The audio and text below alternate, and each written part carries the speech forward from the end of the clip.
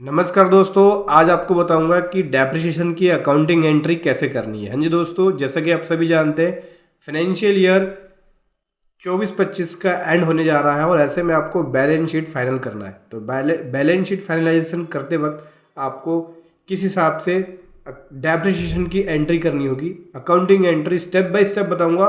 उससे पहले बताना चाहूँगा दोस्तों, जो भी भाई बंधु मेरे चैनल पे पहली बार इस वीडियो को पहली बार देखते हैं, जिन्होंने अभी तक सब्सक्राइब नहीं किया तो सब्सक्राइब कर लीजिए, साथ ही साथ बेल आइकन पे भी क्लिक कर लीजिए ताकि इस तरह का कंटेंट आपको मिलता रहे।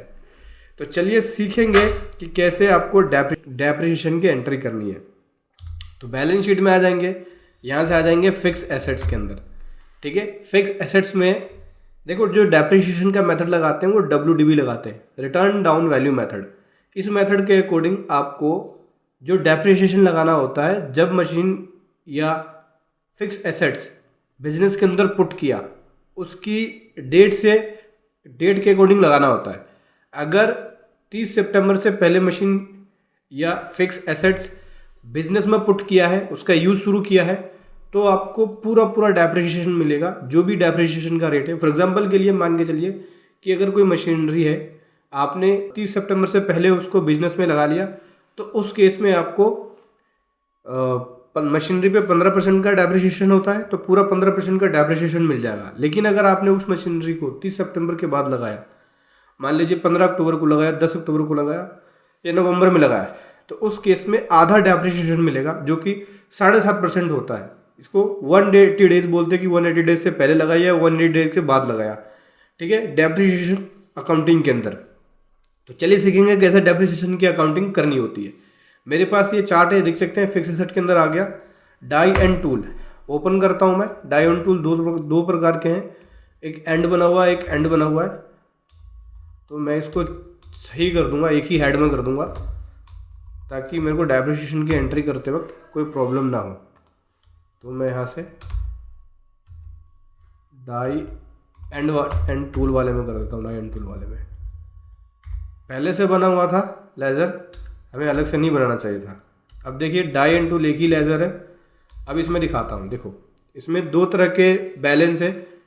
पहला बैलेंस तो है, इसमें देख सकते हैं आप, जो कि 8,77,675 का है, 8,77,675। तो इस पर पूरा डेप्रिसिएशन लगेगा, जो कि 15% लगेगा।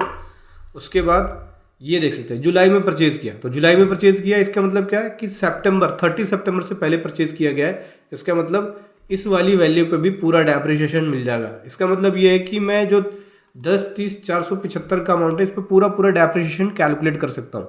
यानी इस एसेट्स के अंदर पूरा डेप्रिसिएशन इसको अलाउ हो जाएगा। तो डेप्रिसिएशन मैं यहाँ पे 10, 30, 475 पे डालूंगा। तो निकालते हैं, कैलकुलेटर ओपन कर लेते हैं। 10, 30, 475 का 15%,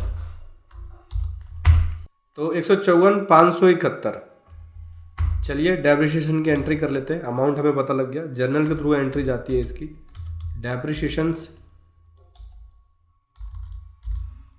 F7 करेंगे, पहले जर्नल में आ जाएंगे और यहाँ से लेंगे डेप्रिसिएशन। डेप्रिसिएशन का लेजर बना लेना, जो कि इनडायरेक्ट एक्सपेंस में रहेगा। कितना डेप्रिसिएशन मिल जाएगा? 154,571, 25 पैसा नहीं मिलेगा, मतलब राउंड ऑफ में लेके चलते हैं, इसलिए 154,571 कर लेना है। 50 पैसे ज़्यादा होगा तो 1 रुपये बढ़ जाएगा, यानी 71 की जगह 72 हो जाएगा। अभी क्या करना है, डाई एंड टूल्स लेना है।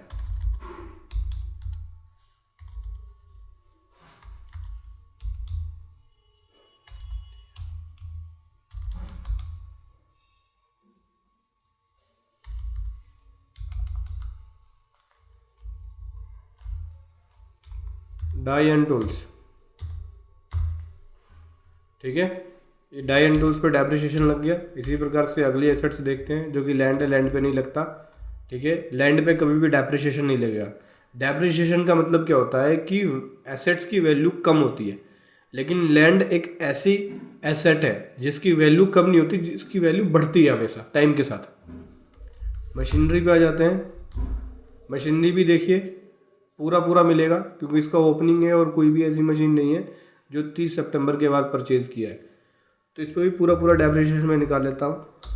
37,78,996, इसके ऊपर कितना लग जाएगा? मशीनरी के ऊपर भी 15% का डैप है। तो 5,66,849 यहाँ एंट्री कर लेंगे। डेप्रिसिएशंस 5,66,849 यहाँ से ले लिया मशीनरी। यहाँ से मशीनरी की वैल्यू कम हो जाएगी। देखिए पहले 37 थी, अभी मशीनरी की वैल्यू 32 लाख है। ऑफिस इक्विपमेंट की बात करें तो इस पर भी पूरा 15% लगेगा। ठीक है,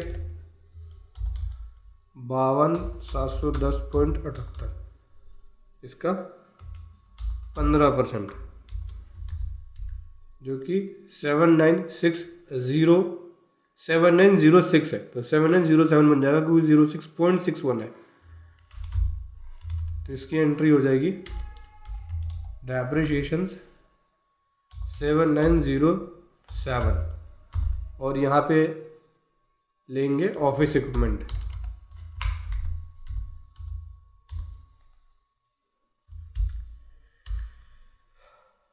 ये देखिए ये हो गया।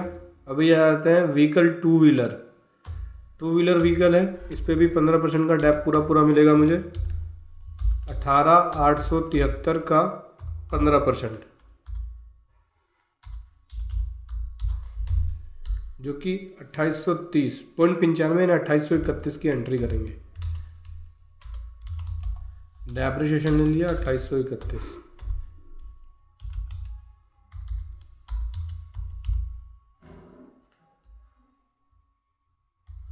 स्कूटी थी,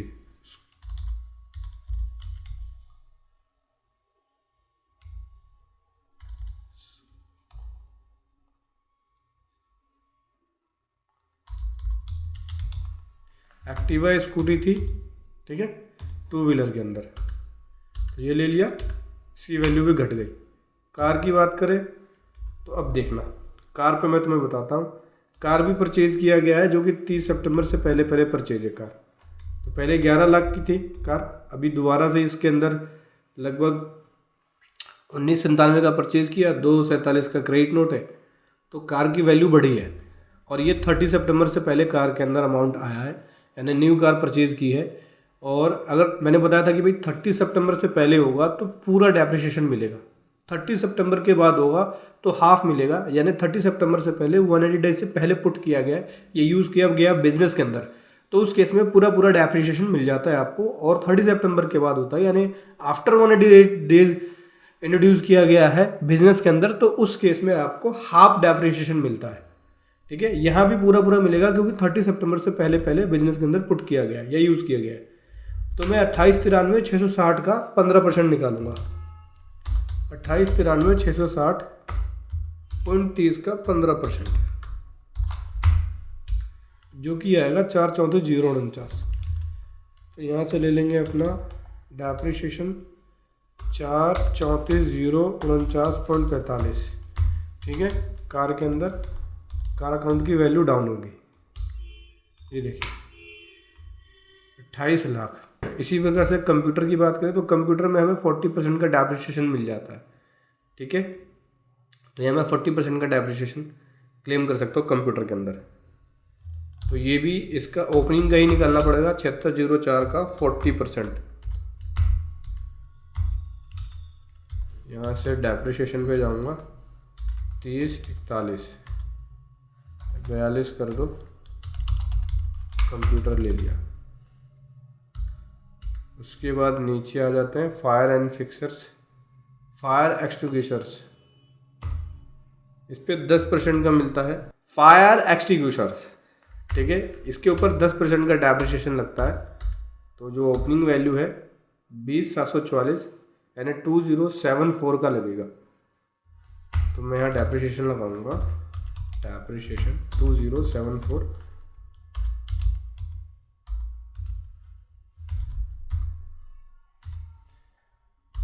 ठीक है, ओपनिंग वैल्यू का निकालेंगे। फर्नीचर एंड फिटिंग, इस पर भी 10% का लगता है।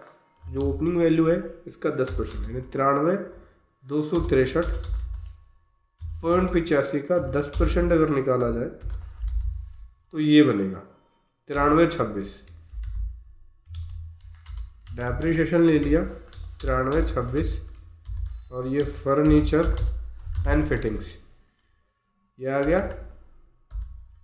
इसके बाद आ जाते हैं ये हो गया।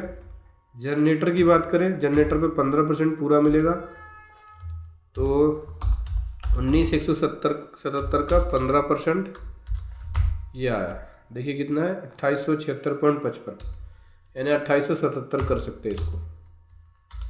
डेप्रिसिएशन ले लिया मैंने 2877, कितना आ गया 2877 की बात करें तो ये हो गया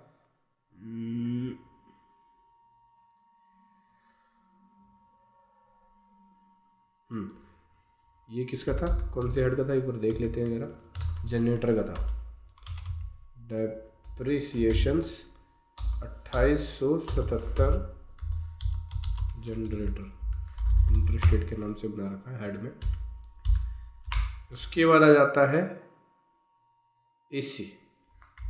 एसी के ऊपर भी 15% मिल जाएगा, और ये 30 सितंबर से पहले परचेज है तो पूरा मिलेगा।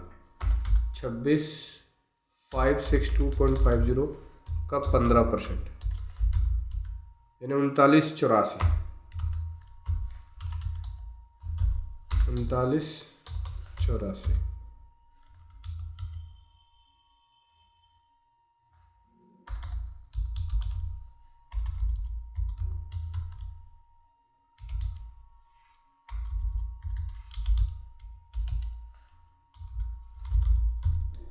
ये सभी डेप्रिसिएशन की एंट्री 31 मार्च में डालनी होगी। मैं जनवरी में या दिसंबर में इसलिए डाल रहा हूँ क्योंकि हम एंट्री ही जनवरी या दिसंबर में कर रहे हैं, क्योंकि मंथ ही जनवरी और दिसंबर का चल रहा है। मगर डेप्रिसिएशन की एंट्री हमेशा साल के एंड में डालते हैं, ये बात ध्यान रखना आप, ठीक है। ये मैं केवल लर्निंग पर्पस के लिए और एजुकेशन पर्पस के लिए बता रहा हूँ आपको, लेकिन जब आप अकाउंटिंग करेंगे तो उस केस में डेप्रिसिएशन की एंट्री हमेशा आप साल के ख़त्म होने के बाद, यानी 31 मार्च को डालेंगे। मतलब मार्च में डालना है, साल के ख़त्म होने के बाद जो साल का एंड होगा, फाइनेंशियल ईयर का एंड, उसके अंदर डालना है। फ्रिज है, इस पर भी 15% मिल जाएगा, और ये सितंबर से पहले यूज़ में लिया गया है, यानी 11/0/16 कर लो इसको, इसका 15% 1652 1653 का डाल सकते हो आप।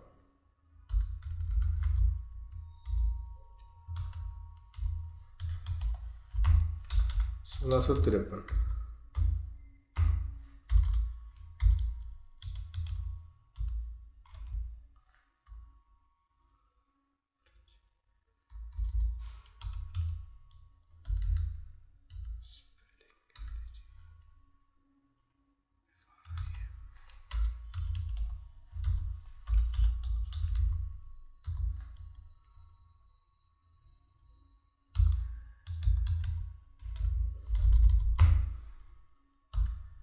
फ्रिज डाल दिया। उसके बाद मोबाइल फ़ोन की बात करें तो पहले से एक मोबाइल फ़ोन था, एक मोबाइल फ़ोन और परचेज़ किया गया, जो कि 30 सितंबर से पहले पूरा मिलेगा इसका डेप, यानी 47,297.96 का 15%, 7091 7092 कर सकते हो, 7092 हाँ, ठीक है। Mobile phone. उसके बाद वोल्टाज एसी, इस पर भी पूरा 15% मिलेगा, 27,509.75 का 15%, जो कि 4126 होता है। डेप्रिसिएशन 4126, ठीक है। वोल्टाज एसी, ध्यान रखना डेप्रिसिएशन हमेशा 31 मार्च को ही डालना, ठीक है। मैंने सभी की एंट्रियां डाल दी है। F12 कर लेंगे, ओपनिंग येस करेंगे, ट्रांजैक्शन येस करेंगे। तो देखिए ओपनिंग वैल्यू ये थी, जिसमें से डेप्रिसिएशन डालने के बाद ये बैलेंस बना है। डेबिट वाली जो एंट्रियां है इसमें परचेज से रिलेटेड एंट्रियां हैं। देखो डेबिट में परचेज है, ये परचेज किया गया। क्रेडिट वाली एंट्री डेप्रिसिएशन की है। ये आपको 31 मार्च में रखनी है। तो जब भी आप अकाउंटिंग करेंगे तो डेप्रिसिएशन एंट्री हमेशा मार्च में डलती है। तो एक बार आप DL करके डेप्रिसिएशन का लेजर खोल लेना। ये देखिए जो एंट्रियां बाद में डली हैं उनको आप 31 मार्च में कर सकते हो। 31 मार्च में कर दिया, इसको भी 31 मार्च में कर दिया, इसको भी 31 मार्च में, क्योंकि फाइनेंशियल ईयर का जो एंड है वो 31 मार्च को होता है।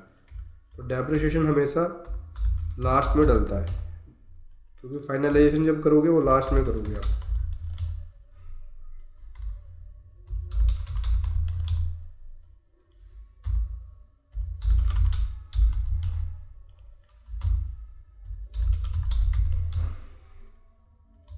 ठीक है, ये डेप्रिसिएशन डल गई।